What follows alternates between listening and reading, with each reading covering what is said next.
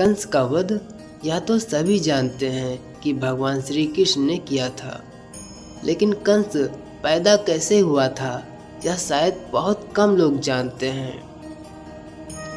एक समय की बात है कि मथुरा नगरी में यदुवंशी राजा उग्रसेन राज किया करते थे। उनका विवाह विदर्भ के राजा सत्यकेतु की पुत्री पद्मावती के साथ हुआ। महाराज उग्रसेन विवाह के बाद अपनी पत्नी पद्मावती से बहुत प्रेम करने लगे थे, यहाँ तक कि उन्हें खाना भी उनके बिना खाना अच्छा नहीं लगता था। समय गुजरता रहा कि एक दिन महाराज सत्यकेतु को अपनी पुत्री की याद आने लगी। तब उन्होंने दूत को उसे लाने के लिए भेज दिया। दूत ने जाकर महाराज उग्रसेन को महाराज सत्यकेतु की बेचैनी से अवगत कराया। दिल तो नहीं माना, पर उग्रसेन ने सोचा कि काफ़ी दिन हो गए हैं पद्मावती को, उसे भी पिता की याद तो आती ही है। अब पद्मावती दूत के साथ विदर्भ चली गई। वहाँ जाने के बाद क्या होता है कि एक दिन वह अपनी सहेलियों के साथ घूमते हुए एक पर्वत पर जा पहुंची। पर्वत की तलहटी में बहुत सुंदर वन था और उतना ही सुंदर तालाब बना हुआ था।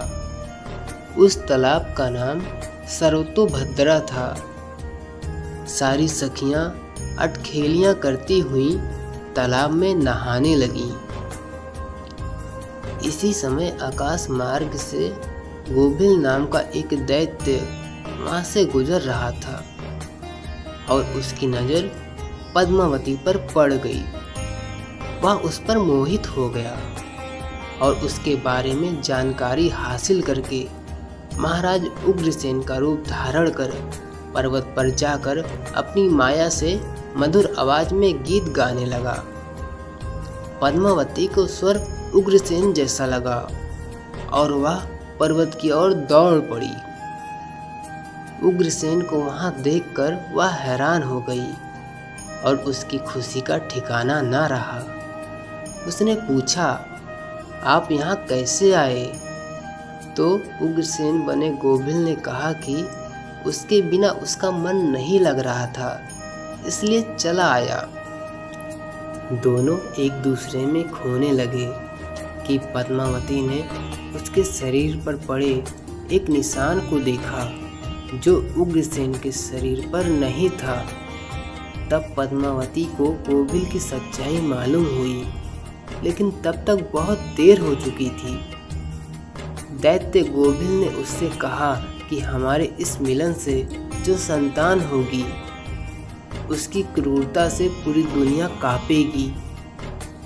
समय बीता, पद्मावती उग्रसेन के पास भी पहुंची।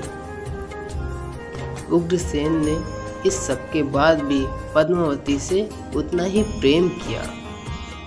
10 साल तक गर्भ धारण करने के बाद पद्मावती ने संतान को जन्म दिया जिसका नाम था कंस। दोस्तों, आपको यह कहानी कैसी लगी हमें कमेंट में ज़रूर बताइएगा।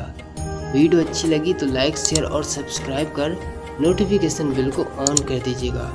Thank you so much for watching this video.